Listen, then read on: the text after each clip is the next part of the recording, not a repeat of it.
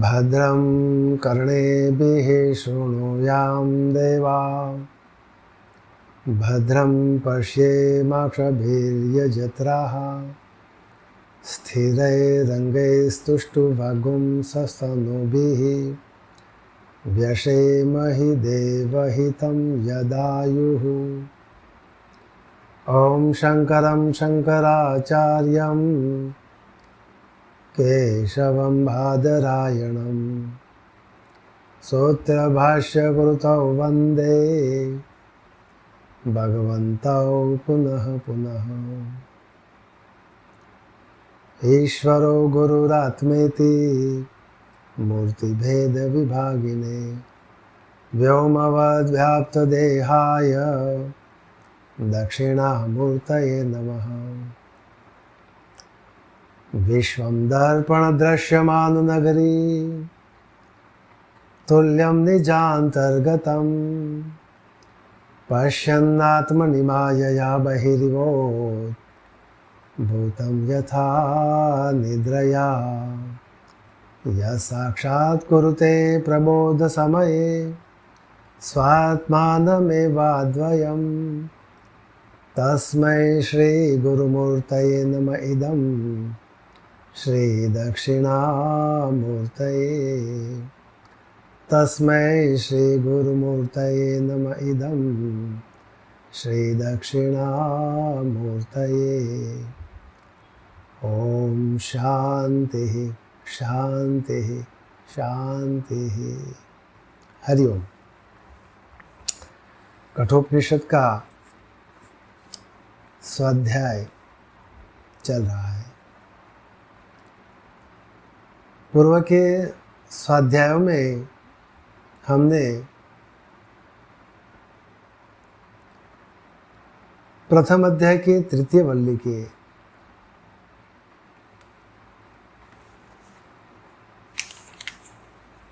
4 मंत्र तक विचार किया।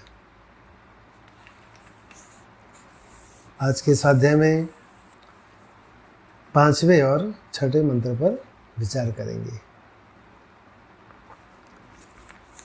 इस प्रस्तुत तृतीय वल्ली में भगवान यमराजा ने प्राप्त और प्राप्तव्य,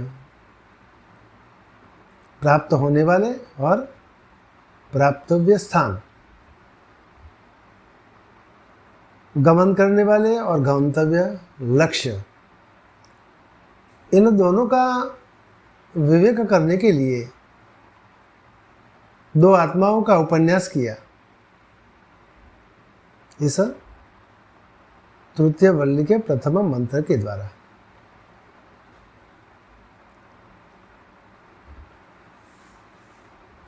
यह जो शरीर है, उस शरीर गुहा में, शरीर के अंदर बुद्धि गुहा है,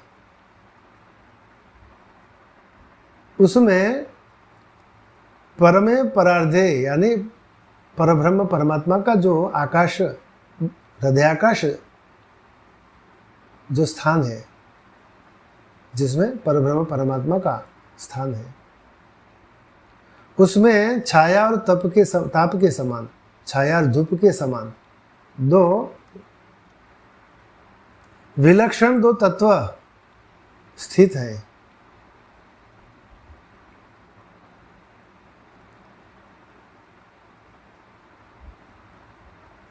और वे अपने किए हुए सदकर्म के फल का पान करते हैं। इस प्रकार ब्रह्मवेत्ता लोगों ने कहा है, और ब्रह्मवेत्ता लोग तो कहते ही हैं, लेकिन जिन्होंने नाचिकेत अग्नि का 3 बार चयन किया है, ऐसे पंचाग्नि के उपासक गृहस्थ लोग भी इस प्रकार कहते हैं। और ये जो 2 तत्व हैं, उनको अपने सुकर्म, सुकृत यानी सतकर्म, अपने किए हुए सतकर्म, ऋतम सतकर्म फल भोग, पिबंतो यानी भोग करते हैं।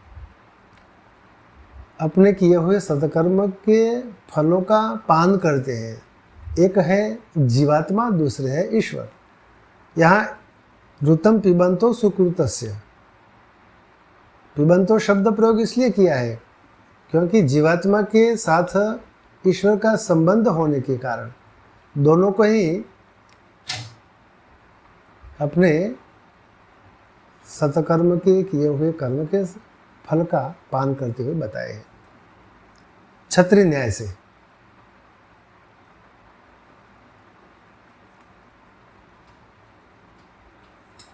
एक अमुक आदमियों का जो समूह जाता है उसमें एक छाता वाला होता है।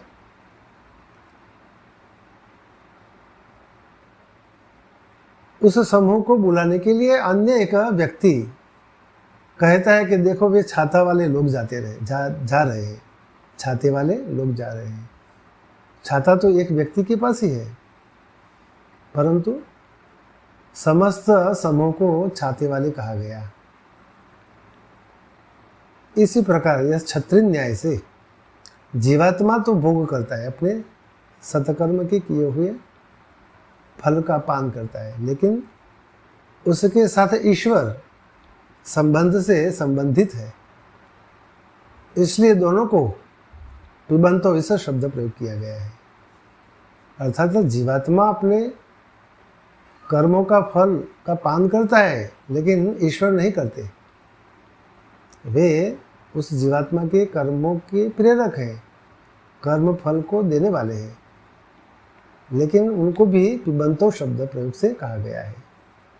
इस प्रकार हमने विचार किया। तत्पश्चात दूसरे मंत्र से भगवान यमराजा ने नाचिकेत अग्नि को जानने में और जो कि संसार सागर को पार करने की इच्छा वाले जो ब्रह्मवेत्ता लोग हैं, उनका जो परम आश्रय स्वरूप है, उस अक्षर ब्रह्म को भी जानने में हम समर्थ हों। जो यजन करने वाले कर्मी लोग हैं, यजमान लोग हैं, उनके लिए जो सेतु के समान यह नाचिकेत अग्नि है, उस नाचिकेत अग्नि को और जो भय से रहित है, भय शून्य है, और जो इस संसार सागर को पार करने की इच्छा वाले हैं, ऐसे जिनका इस प्रकार के जो संसार पार करने वालों के परम आश्रय रूप है, उस अक्षर ब्रह्म को जानने में हम समर्थ हों। इस प्रकार भगवान यमराज ने दूसरे मंत्र से बताया। तो यहाँ विद्या और अविद्या का अधिकारी बताया।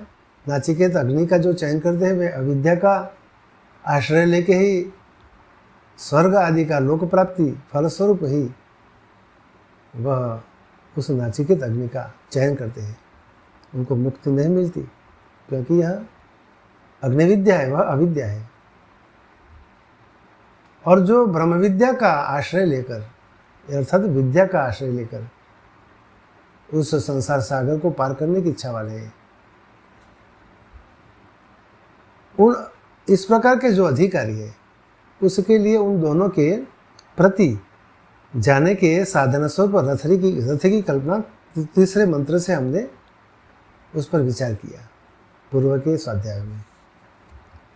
आत्मानं रथिनं विद्धि शरीरं रथमेव तु बुद्धिं तु सारथिं विद्धि मनः प्रग्रहमेव च।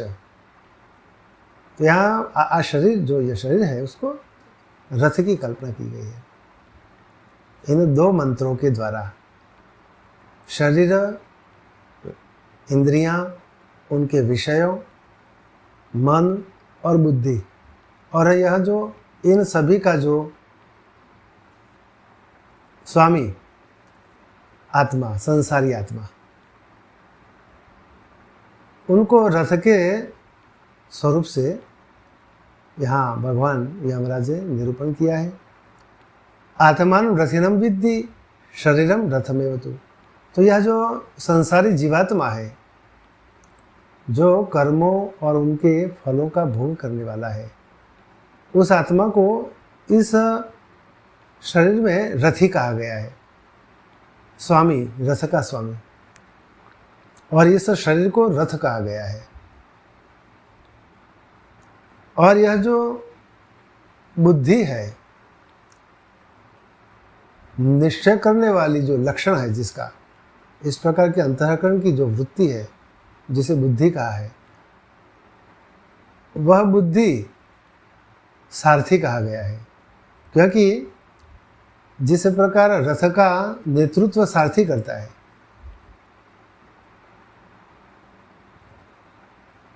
उसी प्रकार यह जो बुद्धि है वही इस समस्त शरीर, इंद्रियां, विषयों, इंद्रियों के विषयों और मन, इन समस्त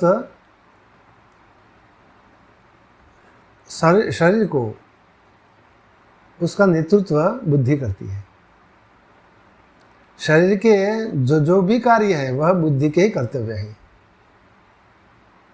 इस प्रकार यहाँ कहा गया है, इसलिए यहाँ बुद्धि को सारथी कहा गया है, शरीर का नेतृत्व करने के कारण।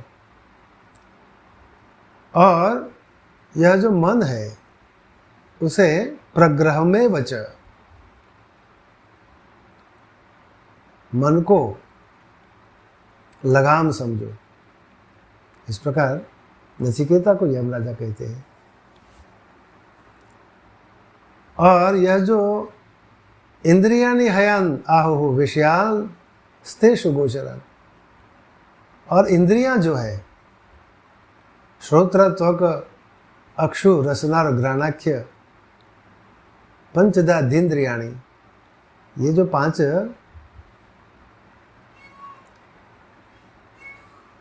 इंद्रियां हैं, ज्ञानेन्द्रियां, उन इंद्रियों को हयान आहुः यानी घोड़े कहे।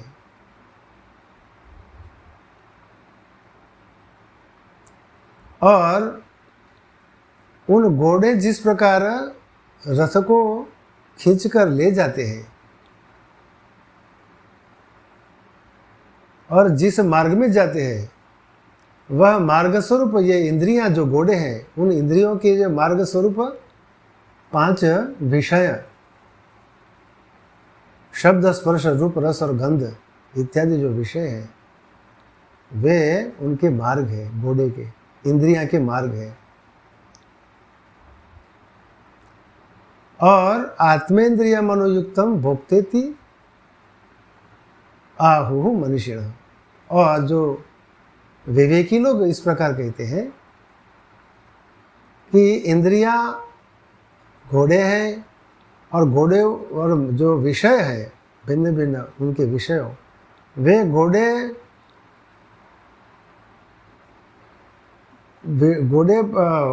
रूप से जो कल्पना किए जाने वाले जो इंद्रियां हैं, उन विषयों को उनके मार्ग बतलाते हैं। और शरीर आत्मा इंद्रिय मनोयुक्तम, शरीर, इंद्रिय और मन से युक्त इस रथी आत्मा को भोक्ता कहा है।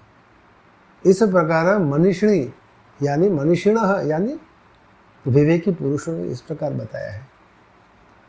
तो इस यहाँ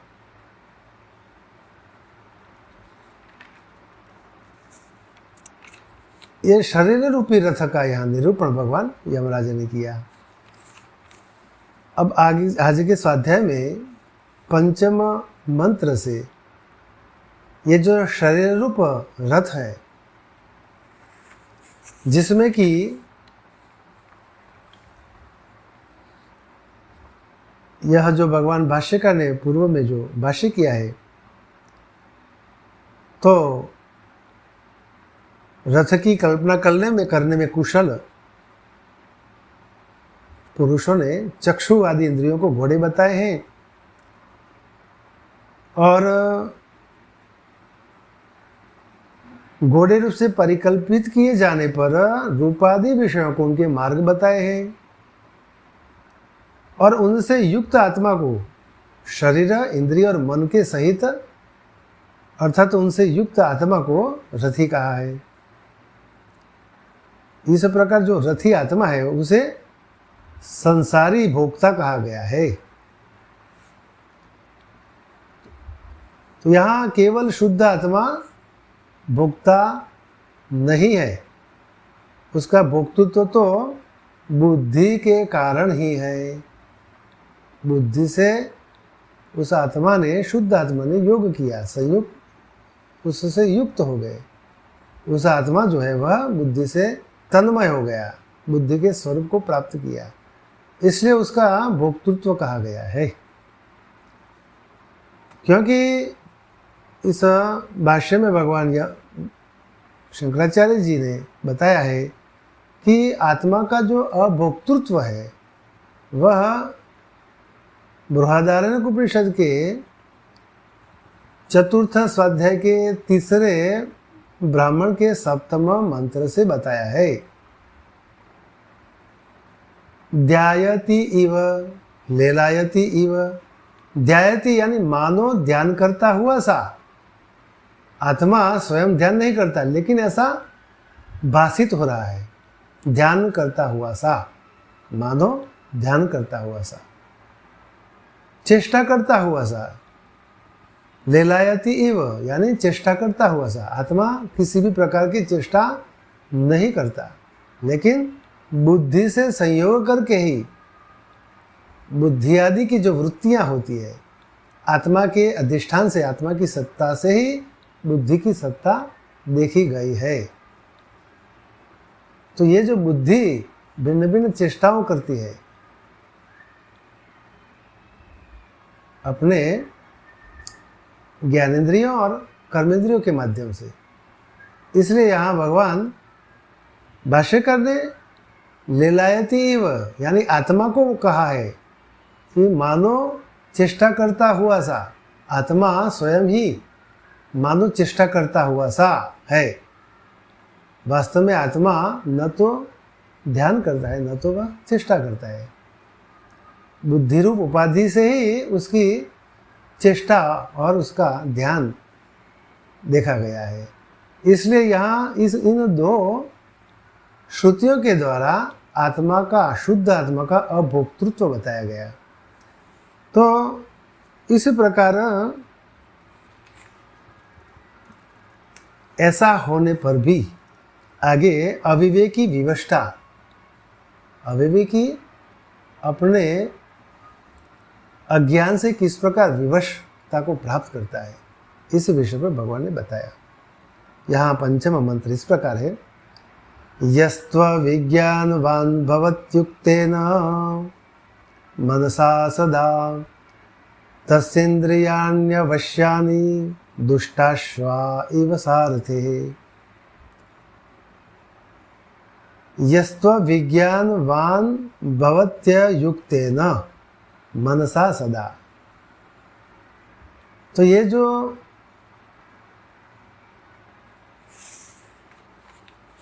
ध्यायति इव लीलायति इव, इस प्रकार जो आत्मा का अभोक्तृत्व बताया है, फिर भी वही आत्मा इन तीन गुणों वाली अविद्या से वशीभूत हुआ। इस बुद्धि अहंकार में मैं और मेरा, मैं करता हूँ, मैं भोगता हूँ, इस प्रकार का वह अज्ञान को प्राप्त करता है और शरीर को ही आत्मा समझता है। ऐसे जो इस प्रकार की जो बुद्धि वाले, इस प्रकार का जो सारथी है, सर्वदा अविवेकी, जिसका सारथी यानी बुद्धि सदा अविवेकी है और जिसका मन यानी चित्त असंयत है, असंयत चित्त से युक्त जिसका सारथी है, बुद्धि है, उसके अधीन इंद्रियां, ऐसे असंयत चित्त वाले जो सारथी बुद्धि रूप जो रथी है, उसकी जो इंद्रियां होती है यानी घोड़े स्वरूप इंद्रियां, इसी प्रकार उसके अधीन नहीं रहती जैसे कि सारथी के अधीन दुष्ट घोड़े। अनियंत्रित घोड़े जिस प्रकार सारथी के नियंत्रण में नहीं रहते हैं, ऐसे बेकाबू घोड़े के समान उस सर्वदा अविवेकी और असंयत चित्त से युक्त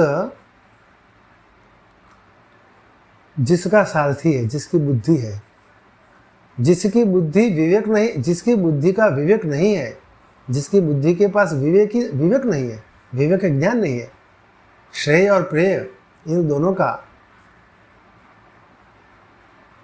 पार्थक्य करने में जिसका कोई विवेक नहीं है, ऐसी जिसकी बुद्धि है और असंयत चित्त से युक्त है,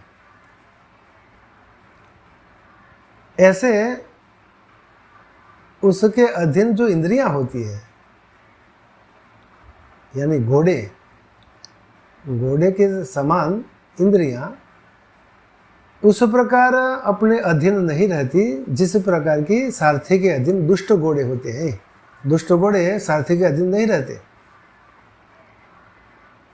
इस प्रकार यहाँ भगवान भाष्यकार ने इस मंत्रकार से बताया है, यस्तु अविज्ञानवान भवति अयुक्तेन मनसा सदा।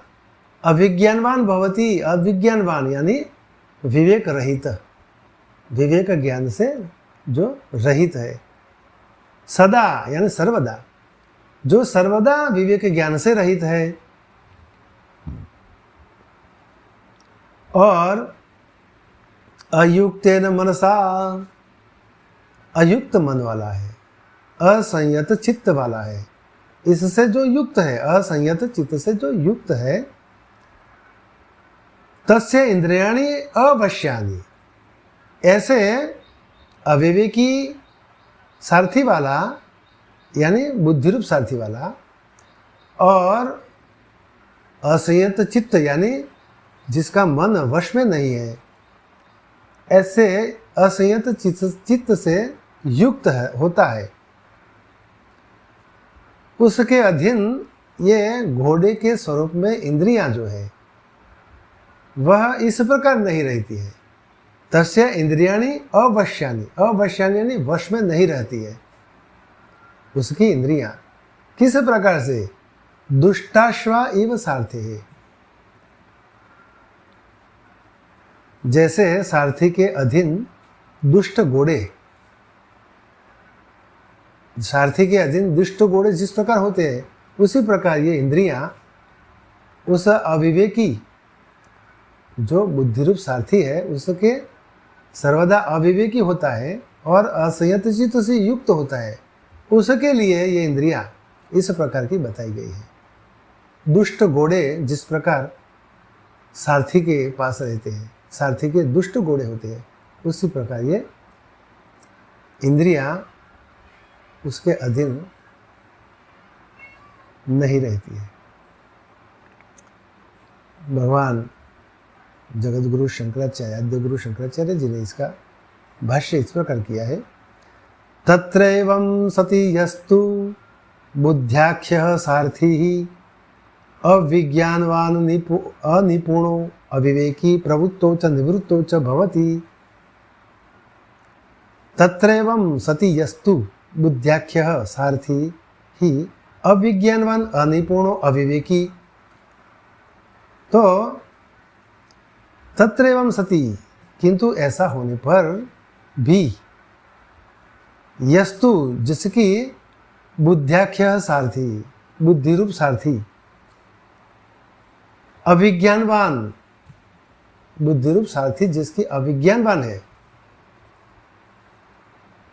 अविज्ञानवान यानी अनिपुण, अनिपुण यानी अकुशल, अर्थात अविवेकी, जिस सारथी बुद्धि का विवेक ज्ञान नहीं है, श्रेय और प्रेय इन दोनों का जिसके पास विवेक नहीं है, उस अविवेकी आत्मा की जो बुद्धि होती है, अविवेकी बुद्धि जिस आत्मा की होती है, उस अविवेकी बुद्धि के विषय में यहाँ बताया है, जिसको सारथी कहा गया है। उसी प्रकार बुद्धि रूप जिसका सारथी अविज्ञानवान है यानी अकुशल है, अर्थात रथ संचालन में अकुशल, शरीर रूप रथ को संचालन करने में जिसकी बुद्धि अकुशल है, और अन्य सारथी के समान। ई तरह रथ चर्यायाम अयुक्तेन अप्रगृहितेन तेन असमाहितेन मनसा प्रग्रह स्थानीयेन सदा युक्तो भवति। तो इस प्रकार का अविज्ञानवान जो है बुद्धि रूप सारथी, जिसकी अविज्ञानवान है, अकुशल अर्थात रस संचालन में अकुशल है, और अविवेकी और प्रवृत्ति और निवृत्ति में जिसका विवेक नहीं है। अविवेकी प्रवृत्तौ च निवृत्तौ च भवति। अविवेकी है, प्रवृत्ति क्या है और निवृत्ति क्या है, किसमें प्रवृत्ति होनी चाहिए, किसमें निवृत्ति होनी चाहिए, इस प्रकार का जो विवेक है, उस विवेक रहित वह सारथी कहा गया। किस प्रकार से? यथा इतरो रथचर्यायाम अयुक्तेन अप्रगृहितेन असमाहितेन मनसा प्रग्रह स्थानीयेन सदा युक्तो भवति। जो सर्वदा लगाम स्थानीय, जो अयुक्त अगृहित अर्थात विक्षिप्त चित्त से युक्त है, असमाहितेन मनसा, असमाहितेन मनसा विक्षिप्त चित्त से युक्त है, उस अनिपुण उस अनिपुण यानी जो निपुण नहीं है, पारंगत नहीं है, ऐसा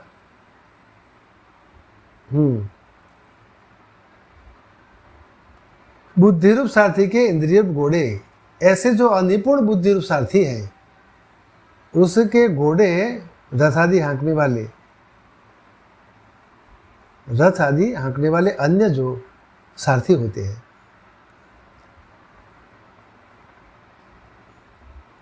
मनसा प्रज्ञा स्थानीय यदा युक्तो भवति तस्य अकुशलस्य बुद्धि सारथे है। हाँ, प्रग्रह स्थानीय सदा युक्तो भवति। तो इस प्रकार इंद्रिय रूप घोड़े रथ आदि हाँकने वाले अन्य सारथी के जो दुष्ट घोड़े होते हैं, अर्थात बेकाबू, तस्य अकुशलस्य बुद्धि सारथे इंद्रियाणि अश्वस्थानीयान अवश्यानि यानी वश, अधीन नहीं है, जिनकी अश्वस्थान, अश्वस्वरूप की इंद्रियां जो बताई गई है, अश्वस्वरूप से वे इंद्रियां स्वयं के अधीन नहीं है उस सारथी के। किस प्रकार का सारथी? तो अविवेकी है, निपुण नहीं है, जो विक्षिप्त चित्त से युक्त है, ऐसे जो अनिपुण है, इस प्रकार का जो बुद्धि रूप सारथी है, उसकी जो इंद्रियां हैं, वे इंद्रियां किस प्रकार की है? तो अन्य सारथी के दुष्ट अर्थात बेकाबू घोड़ों के समान, बेकाबू घोड़ों के समान। इंद्रियाणि अश्वस्थानीय अन्य अवश्यानि अशक्य निवारणानि, इस प्रकार जिसका निवारण ही नहीं हो सकता, अवश्य जिसको वश में न आने वाले, जिनका कोई निवारण ही नहीं है, अशक्य निवारणानि अवश्यानि, इस प्रकार की इंद्रियां जो है वे दुष्ट अश्वा अदंताश्चा, अरे अदंताश्वा, अदंत अश्वा, अदांत यानी बेकाबू, अश्व बेकाबू अश्व जिस प्रकार अन्य सारथी के पास होते हैं दुष्ट घोड़े, उसके समान अदांताश्वा इव, अन्य दूसरा सारथी जो होता है उसके पास जो बेकाबू घोड़े, दुष्ट घोड़े जो होते हैं, उसके घोड़े उन घोड़ों के समान इव इतर सारथे भवंती, इस प्रकार के घोड़े के समान अवश्य वश में न आने वाले, यानी जिनका निवारण नहीं किया जा सकता, ऐसे हो जाते हैं। तो यहां इंद्रियों के विषय में बात करी है भगवान यमराजा ने। इंद्रियां जो है 5, वाक पाणी पाद पायु उपस्थ, ये कर्मेंद्रियां,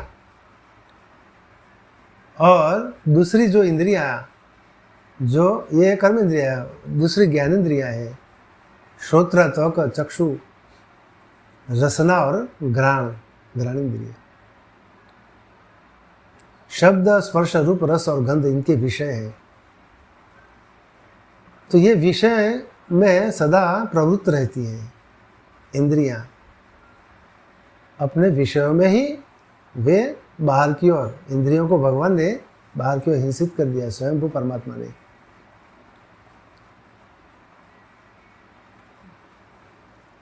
किस प्रकार से? परांची खानी व्यतृणत स्वयंभू तस्मात् पराग पश्यति नान्तरात्मन। तो इसलिए ये इंद्रियां जो है घोड़े, उनको 5 इंद्रियां को ये छिद्र है, वो छिद्र बाहर की ओर परमात्मा ने स्वयंभू ये इंद्रियां को, छिद्रों को बाहर की ओर हिंसित कर दी गई है। इसलिए यह जो बुद्धि और मन से युक्त हुआ आत्मा जो है जीवात्मा, वह बाहर के विषयों को ही देखता है। पराग पश्यति तस्मात् पराग पश्यति नान्तरात्मन, अपने अंतरात्मा को नहीं देखता। तो इस प्रकार ये अंतरात्मा को देखने की जो विद्या है, उसके विषय पर यमराजा बताते हैं इसे 5वें 6ठे 7वें श्लोक से, और आगे भी 8वें और 9वें इन 4-5 मंत्रों से बुद्धि के विवेक के द्वारा आत्मा उस वैष्णव पद को प्राप्त करता है। इन सभी जो रथ स्वरूप बताया है, शरीर विषय इंद्रियां मन बुद्धि और जीवात्मा, तो यहाँ इस प्रकार ये जो बाहर की ओर खुले हुए, बाहर की ओर जो छिद्र जिसे इंद्रियां कहते हैं, वे मन से और बुद्धि से नियंत्रित होते हैं। इसलिए यहाँ भगवान ने यहाँ बताया है कि ये जो इंद्रियां जो है वे किस प्रकार से अपने अधीन नहीं हो सकती, किसके लिए नहीं हो सकती? तो जो बुद्धि रूप सारथी सर्वदा अविवेकी,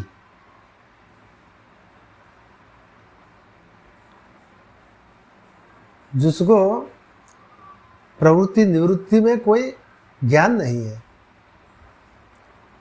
और जिसका मन जो है चित्त असंयत चित्त से युक्त है, जो बुद्धि जो है वह असंयत चित्त से युक्त है, मन जो है उससे असंयत है, अपने नियंत्रण में नहीं है, समाहित चित्त नहीं है बुद्धि में, ऐसा जो बुद्धि स्वरूप सारथी है, उसकी इंद्रियां कैसी होती है?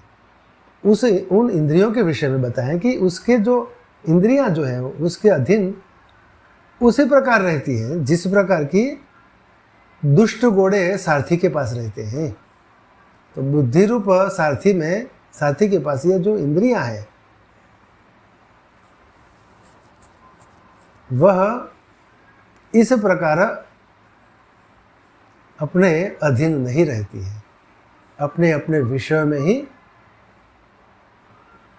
विचरण करती है, प्रवृत्त होती है। उन विषयों से भिन्न भिन्न अपने इंद्रियों को मन के द्वारा और बुद्धि से, बुद्धि रूप सारथी के द्वारा मन स्वरूप लगाम से, इनमें जो घोड़े स्वरूप जो इंद्रियां हैं उनको नियंत्रित नहीं कर सकते। जो असंयत चित्त से युक्त है, ऐसा सर्वदा अविवेकी जो सारथी है। इस प्रकार इस मंत्र को 5वां मंत्र इस प्रकार बताया है। और इससे विरुद्ध जो विवेकी है उसकी स्वाधीनता बताते हैं इस 6ठे मंत्र से। यस्तो विज्ञानवान भवति युक्तेन मनसा सदा तस्येन्द्रियाणि वश्यानि सदस्वा इव सारथे। तो यहाँ विवेकी की स्वाधीनता यहाँ बताई, विवेकी जो है। परंतु जो बुद्धिरूप सारथी कुशल और सर्वदा समाहित चित्त रहता है, उसके अधीन इंद्रियां इस प्रकार रहती है जैसे सारथी के अधीन अच्छे घोड़े होते हैं। यस्तु विज्ञानवान भवति, विज्ञानवान भवति यानी विवेकी है, कुशल है और युक्तेन मनसा सदा, जो मन से सदा के लिए सर्वदा समाहित चित्त है। मन ही चित्त है और बुद्धि ही अहंकार है। इसलिए यहाँ मन और बुद्धि का मंत्र में जो निरूपण किया है उसका अर्थ इस प्रकार बुद्धि और चित्त के द्वारा भी बताया गया है। तो यहाँ समाहित चित्त जिसका सर्वदा है, ऐसे कुशल बुद्धिरूप सारथी, उसके अधीन इंद्रियां इस प्रकार रहती है जैसे सारथी के अधीन अच्छे घोड़े। भाष्य में भगवान इस प्रकार लिखते हैं, यस्तु पुनः पूर्वोक्त विपरीत सारथी ही भवति विज्ञानवान प्रगृहित मनः समाहित चित्त सदा तस्य अश्वस्थानीय इंद्रियाणि प्रवर्तयितुं निवर्तयितुं वा शक्यानि वश्यानि दान्ताः सद अश्वा इव इतर साथे।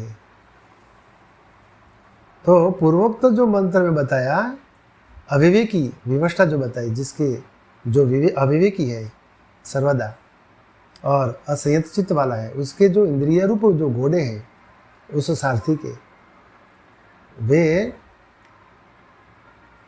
अन्य जो सारथी है उसके अधीन जिस प्रकार दुष्ट घोड़े होते हैं, बेकाबू घोड़े, उसी प्रकार ये इंद्रियां भी बेकाबू होती है उस अविवेकी के लिए। अविवेकी असमाहित चित्त वाला जो बुद्धि रूप सारथी है उसके लिए। यहाँ विवेकी की जो बात करती है तो यस्तु पुनः, किंतु जो बुद्धि रूप सारथी पूर्वोक्त सारथी से विपरीत, यस्तु पुनः पूर्वोक्त विपरीत सारथी ही भवति, पूर्व में जो बताया जो सारथी बुद्धि रूप सारथी अविवेकी, उससे विपरीत यहाँ विवेकी विज्ञानवान कुशल विज्ञानवान प्रगृहित मनः, प्रगृहित मनः यहाँ अप्रगृहित बताया, अप्रगृहितेन असमाहितेन, ये अविवेकी लिए है। लेकिन यहाँ जो विज्ञानवान है कुशल है, किंतु जो बुद्धिरूप जिसका सारथी जो है वह पूर्वोक्त जो सारथी है बुद्धि, उससे विपरीत विज्ञानवान है, कुशल है और प्रग्रहित मनः यानी मन को नियंत्रित करने वाला, अर्थात संयत चित्त समाहित चित्त, सदा उसकी अश्वस्थानीय इंद्रियां प्रवृत्त और निवृत्त किए जाने पर इस प्रकार समर्थ होती है। तो इस प्रकार का जो विज्ञानवान प्रगृहित मनः समाहित चित्त सदा तस्य अश्वस्थानीयानि इंद्रियाणि, अश्वस्थान में जो अश्वस्वरूप जो इंद्रियां हैं वे प्रवर्तितुम निर्वर्तितुम यानी प्रवृत्त और निवृत्त किए जाने में वह इस प्रकार समर्थ होती है, शक्यानि, जिस प्रकार वश्यानि दान्तः सद अश्वा, जैसे सारथी के लिए अच्छे घोड़े उस सारथी के वश में रहते हैं, उसी प्रकार वे इंद्रियां भी उस कुशल विज्ञानवान संयत चित्त वाला जो बुद्धि रूप सारथी है उसके अधीन ये इंद्रियां उसके वश में रहती हैं।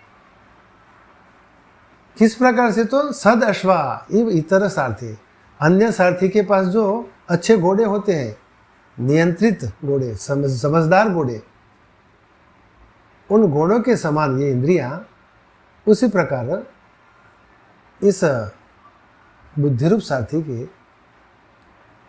अपने मन के संयत चित्त वाला और विवेकी कुशल, इस प्रकार का सारथी के पास ये इंद्रियां उन अच्छे घोड़े के समान रहती है। उस पूर्वोक्त अविज्ञानवान बुद्धिरूप सारथी वाले रथी के लिए श्रुति यह फल बताती है। अब यहाँ जो पूर्व में 5वें मंत्र में जो अविज्ञानवान सारथी है, यस्तु अविज्ञानवान भवति अयुक्तेन मनसा सदा तस्येन्द्रियाणि अवश्यानि दुष्टाश्वायु सारथे हैं। ये जो मंत्र है उसमें जो अविज्ञानवान बुद्धि रूप जो बताया है सारथी वाला, उस रथी के लिए श्रुति यह फल बताती है, जिसकी बुद्धि अविज्ञानवान है, अविवेकी है, मन जिसका असंयत है, असंयत चित्त से युक्त है, ऐसा जो मन और बुद्धिरूप सारथी वाला जो रथी है, रथी यानी जीवात्मा, आत्मा, उस रथी के लिए जो श्रुति फल बताती है उस आत्मा के लिए, जीवात्मा के लिए, वह इस प्रकार है। यस्त्व विज्ञानवान भवति अमनस्कः सदा अशुचिः न स तत्पदम आपनोति सगुम सारम चाधिगच्छति। जो संसारम च अधिगच्छति, वह संसार को प्राप्त होता है। यस्तु अविज्ञानवान भवति, यस्तु अविज्ञानवान भवति, किंतु जो अविज्ञानवान है, अमनस्कः, अमनस्क यानी अनिगृहित चित्त वाला, अमनस्क चित्त जिसका वश में नहीं है, मन जिसके वश में नहीं है, अनिगृहित चित्त जिसका है, और सदा अशुचि ही, अशुचि ही यानी अपवित्र।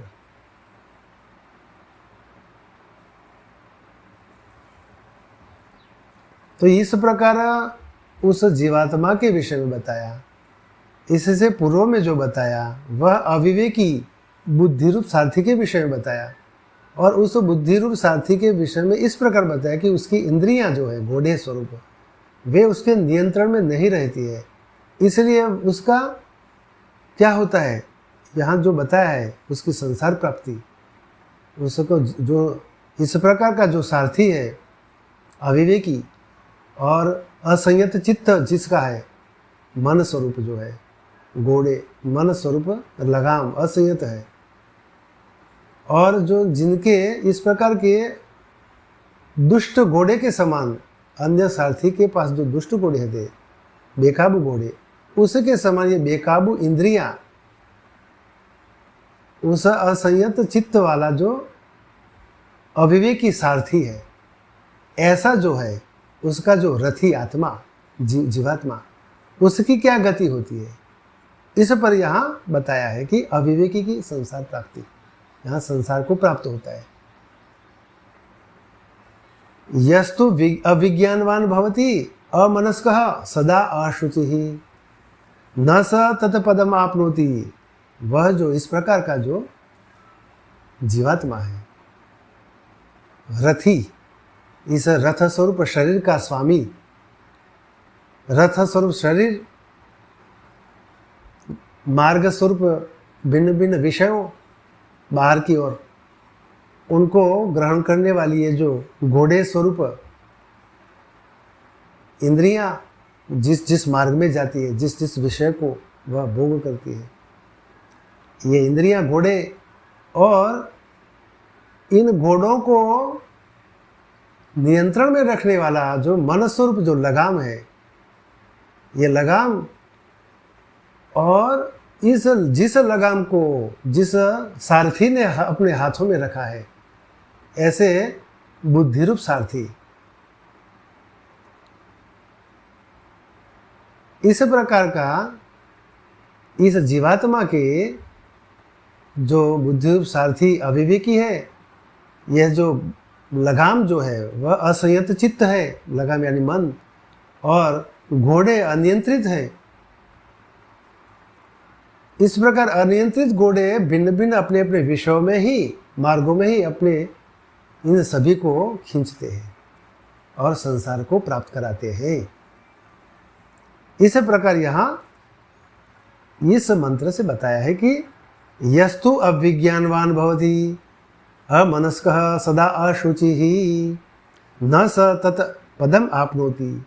इस प्रकार का जो अविज्ञानवान है, अनिगृहित चित्त वाला है और सदा अपवित्र है, तो इस प्रकार के सारथी, लगाम, घोड़े और उनके मार्ग ऐसे जिसके होते हैं, पूर्व में 5वें मंत्र से जो बताए इस प्रकार की, वह जो जीवात्मा है वह सदा ही अपवित्र होता है।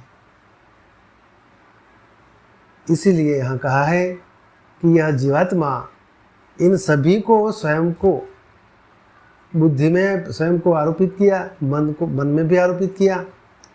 जीवात्मा ने ही ये जो शरीर, विषयों, इंद्रियां, मन, बुद्धि, ये 3 शरीर ही है।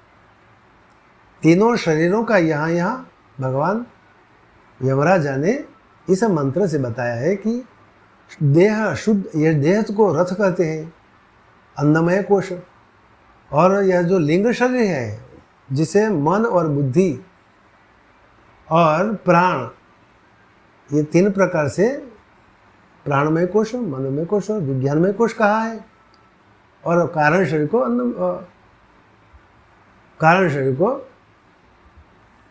आनंदमय कोश कहा है।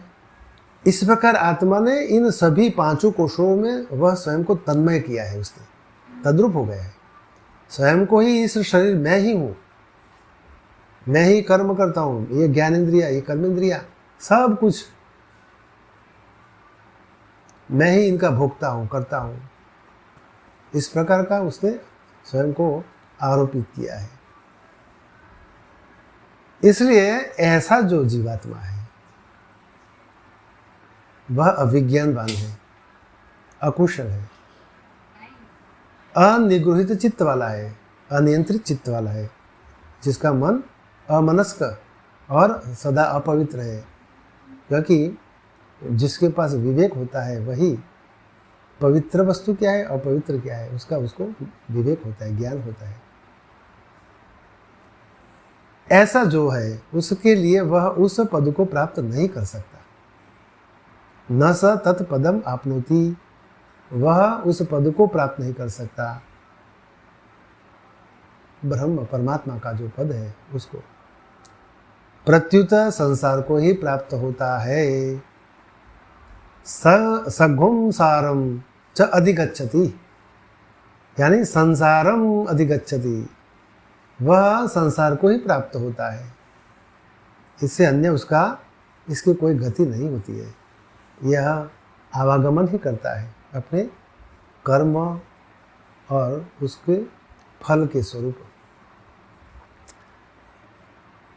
भाष्यकार भगवान ने इस प्रकार लिखा है, यस्तु अविज्ञानवान भवति अमनस्कः अप्रग्रहित मनस्कः स तत एव अशुचिः सदैव न स रथि तत पूर्वोक्तम अक्षरम यत परम पदम आपनोति तेन सारथिना।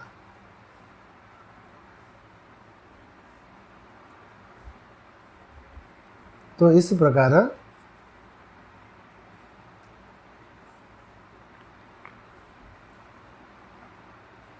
तो यहाँ बुद्धि रूप सारथी उसके विवेक और अविवेक पर उसकी गति बताई है भगवान ने।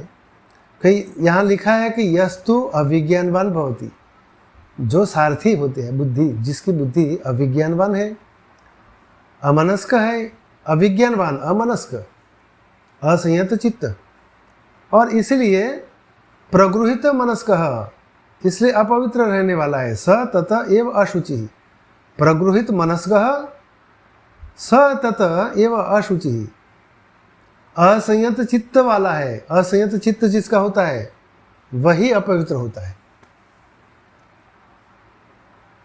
और उस सारथी के द्वारा तेन सारथिना सदैव न स रथी, उस सारथी के द्वारा वह जो रथी है, रथी यानी आत्मा, ऐसा जो सारथी है अविज्ञानवान है, अमनस्क है, असंयत चित्त वाला है, और असंयत चित्त है इसलिए वह अपवित्र है।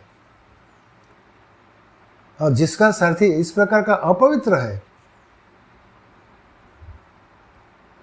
उस सारथी के द्वारा वह जीवरूप रथी, न स रथी तत पूर्वोक्तम अक्षरम यत परम पदम, इस प्रकार का जीवरूप जो रथी है, रथ का स्वामी, इन सभी का स्वामी आत्मा, उस परम पद को प्राप्त नहीं कर सकता। न स रथी तथा पूर्वोक्तम अक्षरम यत परम पदम आपनोति तेन सारथिना, उस सारथी के द्वारा, ऐसा जो सारथी है जिसकी बुद्धि भ्रष्ट है, अविवेकी है, उसका मन जो है चित्त असंयत चित्त है, और असंयत चित्त होने के कारण वह अपवित्र है। अविज्ञानवान भवति अमनस्कः, अमनस्क इसलिए वह सदा अशुचि ही, अमनस्क ही है, यानी असंयत चित्त है। असंयत चित्त होने के कारण ही वह सदा के लिए अपवित्र है। इस प्रकार के जो सारथी है, ऐसा जो सारथी है, उस सारथी के द्वारा यह जीवरूप रथी उस परम पद को प्राप्त नहीं कर सकता।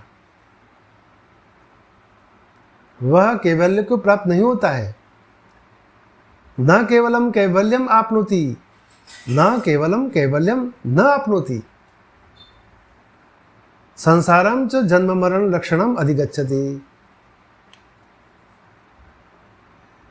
केवल इतना ही नहीं, तो वह कैवल्य को प्राप्त नहीं करता है। कैवल्य आत्मा की जो शुद्ध आत्मा, नित्य शुद्ध बुद्ध मुक्त स्वरूप जो आत्मा है, उस वह कैवल्य स्वरूप जो आत्मा है उसको प्राप्त नहीं कर सकता, कैवल्य को प्राप्त नहीं होता।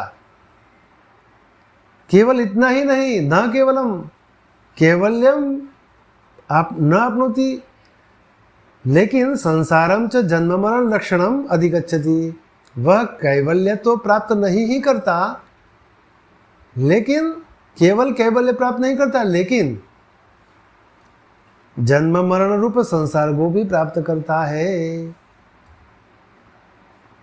तो जन्म और मरण इसी से होता है, अविज्ञान, अकुशलता बुद्धि की। मन अनियंत्रित है, असमाहित चित्त वाला, असंयत चित्त वाला, अनिगृहित चित्त वाला, और इस प्रकार अनिगृहित चित्त वाला सदा अपवित्र रहता है। तो यहाँ चित्त यानी मन और यह बुद्धि, ये दोनों ही शुद्ध होने चाहिए। बुद्धि में भी विवेक, श्रेय और प्रेय का विवेक, प्रवृत्ति और निवृत्ति का विवेक, इस विवेक से ही अपने मन को वह नियंत्रण में लेकर, मन के द्वारा ही वह स्वयं अपने बुद्धि के स्वरूप से समाहित चित्त होता है, अनिगृहित चित्त वाला होता, निगृहित चित्त वाला होता है, समाहित चित्त वाला होता है, और उस समाहित चित्त से ही वह पवित्र रहता है। और इस प्रकार वह अपने शुद्ध आत्मा को जानता है। आत्मा अपने आत्मा भाव में ही रहता है, अपने आत्मा में ही स्थित रहता है। इस प्रकार का जो आगे जो बताने वाले